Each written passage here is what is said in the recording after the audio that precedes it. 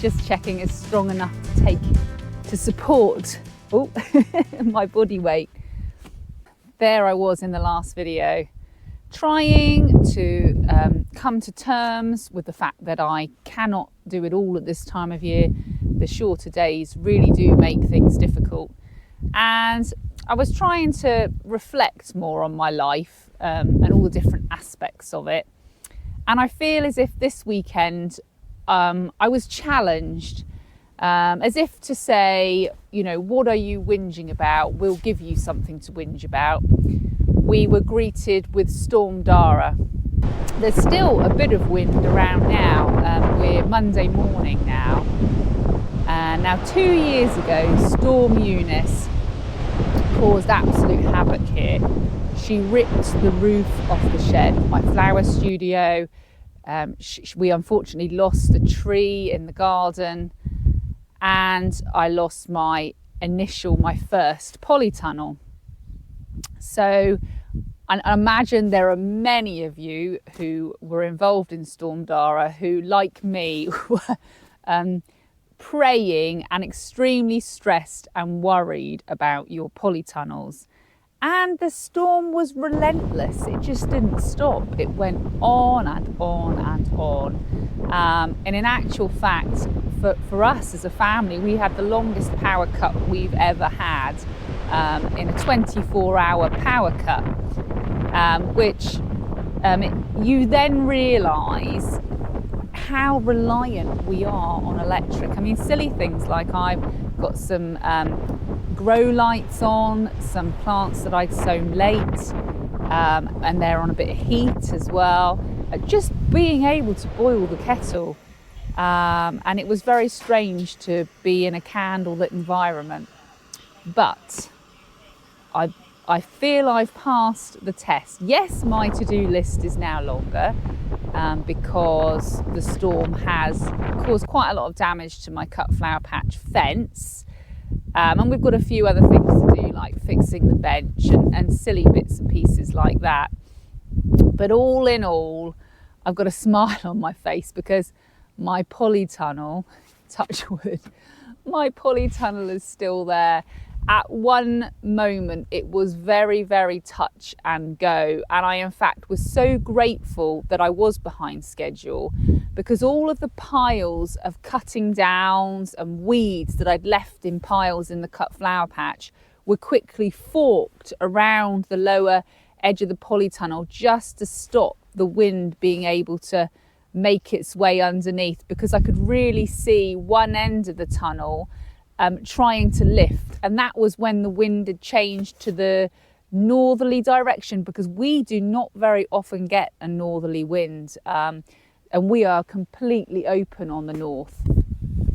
And you can see that the fence, particularly the windbreak, has really been taken down along most of the garden here, but actually these two poorly shrubs that are in these pots waiting to be potted on are now holding up the fence. And I will put in a different bit of footage, because I'm not going to move the pots to knock the fence down to show you, but you can see the extent that this whole bit of fence has just fallen away. So I spent yesterday evening with my head torch, because we still had a power outage, making 16 wreath bases for a workshop that I have tomorrow evening. Now 16 is a lot, and I don't actually organise this workshop, so this isn't a workshop run by me. This is a workshop that is organised by a local group, and then basically they pay for my time, and I do take the willow wreath bases, because 16 is, I would be happier with a group of probably say 8. But as I say, that's not my call, that's their call. They're the organisers. So that was one of the things I managed to get done this weekend. Then I did, when we had some daylight, I played around with some of my dried flowers and made some nice bunches up, which I need to photograph and wrap at some point. And I managed to plant some of my bulbs. I still have a lot of those to do, and I'm going to try and do those hopefully before the weekend. I can always do that with a head torch, so I think I'm going to do those in some pots. I've got some that I'll put some footage in that I've already planted in pots and containers. And then the other thing that I did manage to do yesterday was to plant my bare root roses. So the original roses that I planted into my cut flower patch were the beautiful Champagne Moment. Hopefully I can find you some footage of Champagne Moments. Lovely, lovely rose. I would say it was probably my favourite because it's got a fantastic scent as well.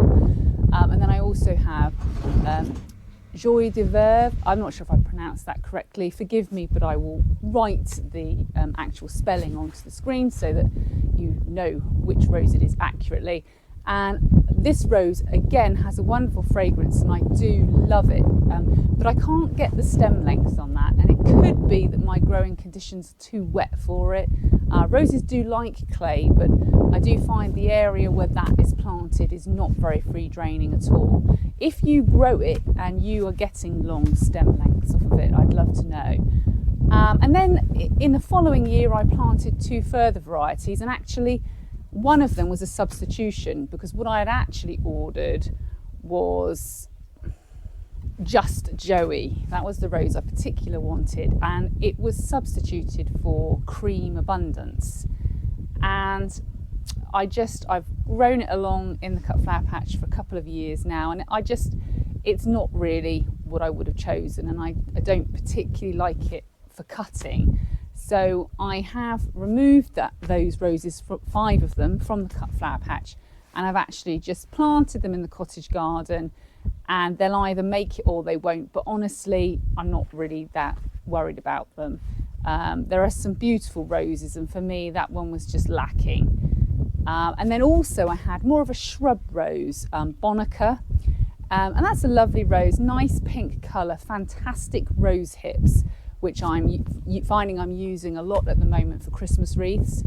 But again, probably not the right rose for me for the cut flower patch. So again, I've taken Bonica out of the cut flower patch and found her a home in the cottage garden. And although Bonica doesn't really have a fragrance of sorts, I think she'll be a great addition to the cottage garden. And especially those hips are really, really useful. So I definitely would like her to thrive and do well. So I hope I've planted her in some good prime positions. And I really hope I haven't just been taken in by very good advertising and marketing.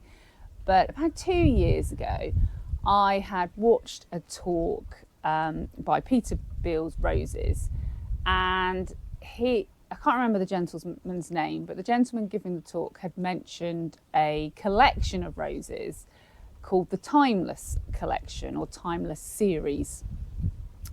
And those roses have been in the back of my head all that time, and I knew I wanted more roses in the cut flower patch. So whether or not I was just taken in, I went ahead and I ordered the collection, and I ordered 2 collections because obviously you only get 4 roses in each collection, so there's 8 roses in total. And they're being marketed as award-winning roses that have been selected for their disease resistance, for their fragrance, and for their suitability as cut flowers. But it also says that this timeless collection are not only suitable for growing in borders, but they're also suitable for growing on your patio in containers as well. I'm not going to do that, but it means if they don't work out for me, as Cream Abundance and Bonica didn't, and I would have run out of space in my borders, I could at least dig them up and pop them into a pot on the patio. They're supposed to have a really strong fragrance, so I'm really looking forward to that, because there are some roses which the 2 that I've kept in the cut flower patch, the Joie de Verve and the Champagne Moment, when you're deadheading and you're amongst them, I just absolutely love the beautiful scent that they have in the air. Each variety of these roses has been specifically chosen to complement the others as a display in your garden or, in your patio. So they are sort of designed to be cut as a group together.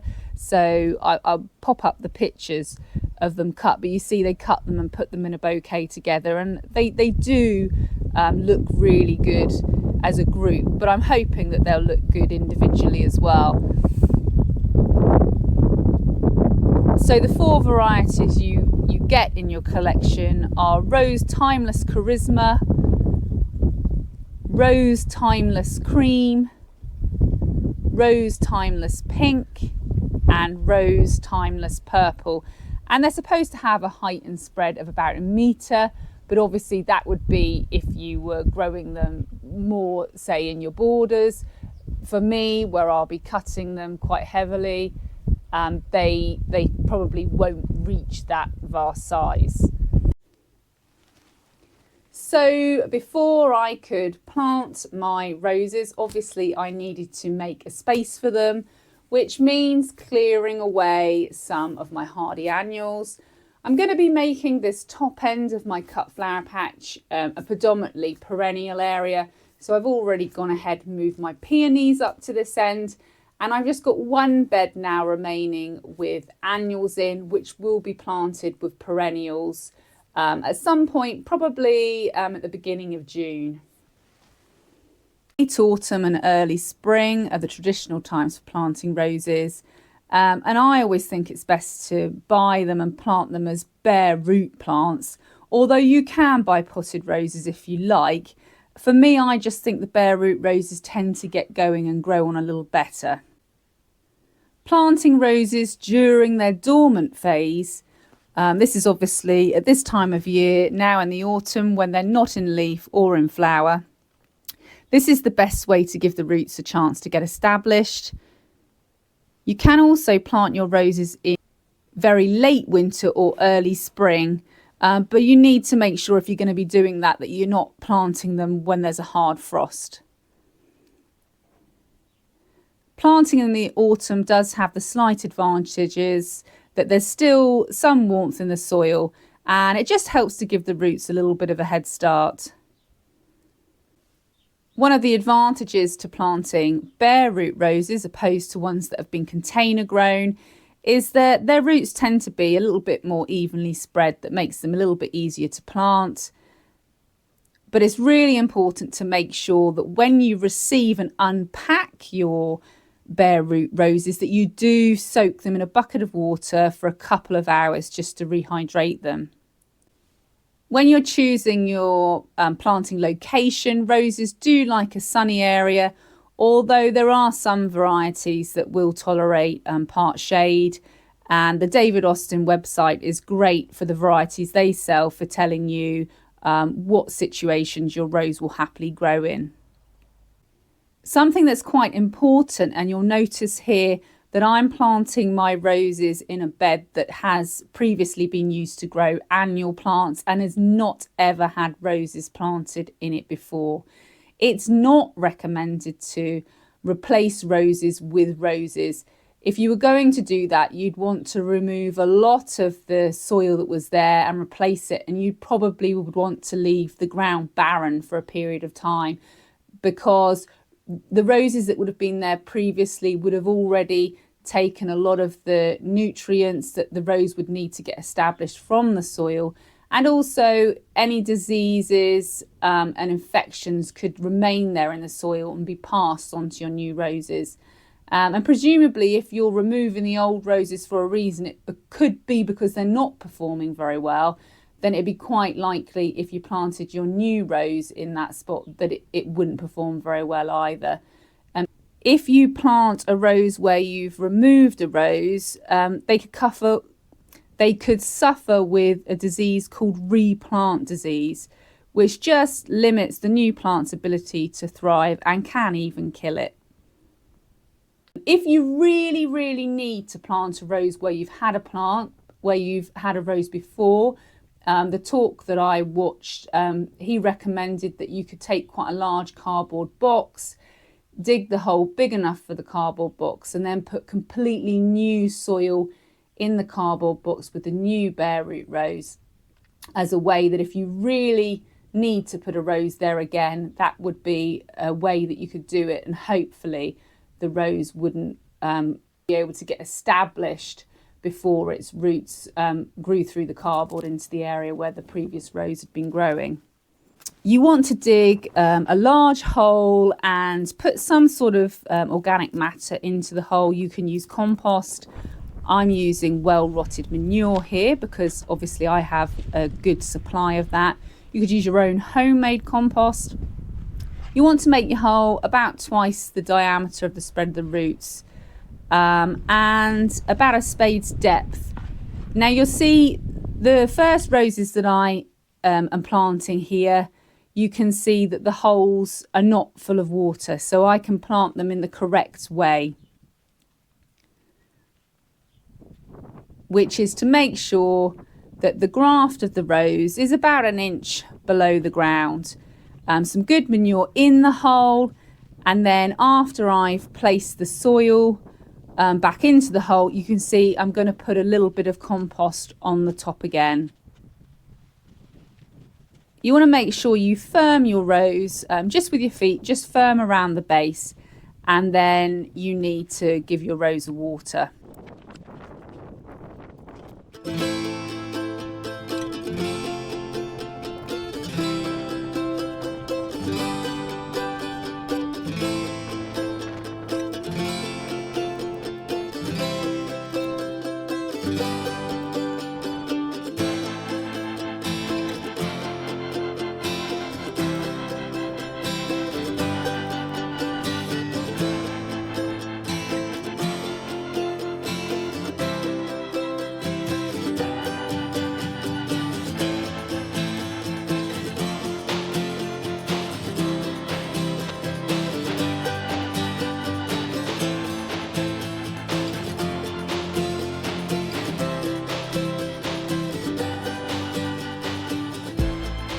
Now you'll see I have to plant the last 4 of my roses in a slightly less conventional fashion. I dug the holes and then they immediately filled with water. So what I've had to do is actually, to get the graft of the rose an inch below the soil, I've actually had to mound my compost up around the roses. And I probably will have to keep mulching them just to ever so slightly raise this bed from the level that it's currently at. And that is because I don't want the new roots of my new roses sitting in that water.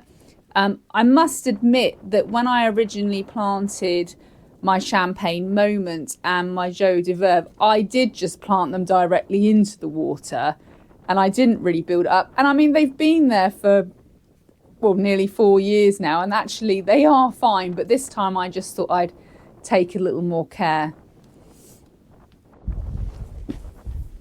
The only thing that worries me slightly about my new collection, I mean, I'm still very excited to have them growing and I can't wait to see the flowers, is they seem very thorny, which obviously for cut flowers that is not ideal because you have to spend time then snipping the thorns from the stems. So I'm hoping that's just going to be the lower branches, and the branches that actually grow the flowers will be slightly less thorny. You'll have to keep up with the channel to find out what the result is there.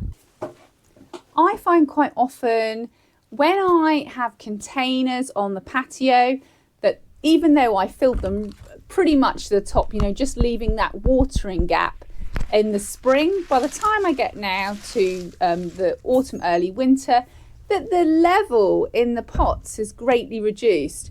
And I actually use this as an advantage now, because once I've removed things that I'm not going to have staying in there over the winter, so for example my dahlias, I took out a lovely lilac dahlia out of this container here. I'll pop the name in the description. It's a slightly shorter dahlia, I think it's about 75 centimetres, but it was a lovely colour. But you can see I took advantage of the fact the level had dropped here, and I've gone ahead and I've planted some of my tulips in here, and then I've gone ahead, topped the compost up, which has moved the level up. I did also replant my lilac in this container because it hasn't really got going, and it had dropped. So I've just put some fresh compost under the roots of that lilac and just brought the level of it up ever so slightly.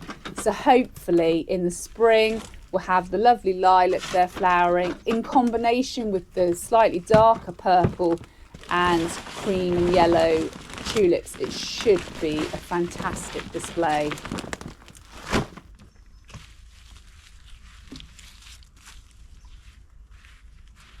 Hope you're all okay and that you made it through, and also let me know, how are you catching up with your jobs? I feel like now I've got those roses in the ground and I've at least planted some of my bulbs, I feel like progress is definitely being made.